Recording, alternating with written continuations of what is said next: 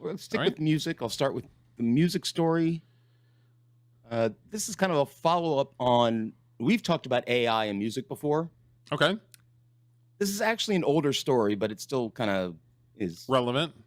Yeah. So British musicians release a silent album to protest plans to let AI use their work. And there's a picture of the lovely Kate Bush. Some people think she's lovely, I guess. Anyway. A new album called Is This What We Want features a stellar list of more than 1,000 musicians and the sound of silence. With contributions from British artists, including Kate Bush, Annie Lennox, Cat Stevens, Damon Albarn from Blur. The album was released Tuesday to protest proposed British changes to AI laws that artists fear will erode their creative control. The UK government is consulting on whether to let tech firms use copyrighted material to help train AI models unless the creators explicitly opt out. So my question there is how... I'm interested to hear or learn about what they put in place to stop AI from using certain creators' music. Like, how would they even do that? The only thing I can think of is, okay, so there's some websites that you can go on to and get, like, you can buy songs, but until you buy the song, there is like an underlining thing in the song, like it says whatever the brand is. Like a content ID marker or something like that? Yes, like a content ID marker. So unless they literally clip 5 seconds of it, there's going to be markers inside of the thing. But you can't do anything about YouTube, or you can't do anything about Instagram. That was my thought too, but I'm sure they'll figure it out. Critics of the idea fear that will make it harder for artists to retain control of their work and will undermine Britain's creative industries. Elton John and Paul McCartney are among those who have spoken out against the plan. So the protest album features, quote, almost silence, said composer and AI developer Ed Newton-Rex, who organized the album. The 12 tracks consist of recordings of empty studios and performance spaces to, quote, symbolize what we expect will happen if the government's proposal go through. And I'll just finish up with this little thing.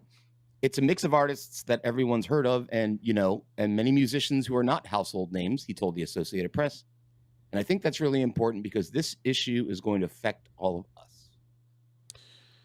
And here's the thing is, the only thing that I worry is that at some point, everything is going to be called AI. Mm-hmm. And they're going to be making legislation on stuff that's not AI because they don't know.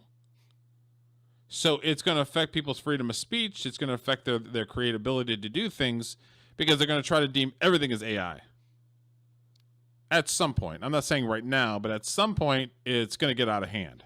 Yep. So they're going to have to be very specific on what they're considering and what they're calling AI. Otherwise, I'm not a huge fan of it. Yeah, I would agree with that. I mean, the toothpaste is out of the tube at this point. I think people need to stop worrying about how to stop it and start thinking about how to live with it. Even though I don't like most AI created content, I think it's lazy and it doesn't take, it's a different kind of talent really, but it's not really art as far as I'm concerned. But what am I going to do? Yell at the clouds for the rest of my life, or just go, well, I just won't do it myself? I mean, I don't know. And I think as an artist, having pride in the fact that you're making original music and you're not cutting corners. Right. I know there's douchebags out there that are going to use AI and call it something. But to me, that's the process of writing a song and arranging it and playing it is the fun part. Yeah. So why would I not want to do that? That's why I love music and playing it. Yeah, it's the whole process of it. I like working with my bandmates. Hey, we should put a D minor here. Okay, let's move this here. It's rewarding. Yeah. If you're just typing in a prompt, it doesn't strike me as being that it would be very rewarding. Yeah, and yesterday, okay, so I have a new bumper that I made for Dum Dum of the Week. I can't wait. And I woke up with a bug in my ass to do it because I'd got an idea and I just go for it full-fledged. Mm-hmm. If I was a person that just did AI stuff, it wouldn't. I don't think it would hit the same because all I'd have to do is hit a couple buttons and call it good. Yeah.